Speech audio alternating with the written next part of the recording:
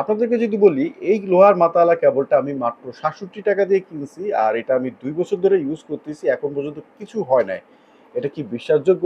যেখানে বেসুসের মতো বড় ব্র্যান্ডের কেবল ১ বছরের উপরে টিকে না, সেখানে দারাজ থেকে অফারে কিনা মাত্র ৬৭ টাকার একটা কেবল ২ বছর ধরে চলতেছে আর এখনো ঠিক আছে। বড় কথা হইতেছে এই কেবলটার বিল কোয়ালিটি। কেবলের দুই মাথায় হইতেছে মেটাল বিল কোয়ালিটি, এক মাথায় আছে ইউএসবি টাইপ এ, আরেক মাথায় আছে ইউএসবি টাইপ সি।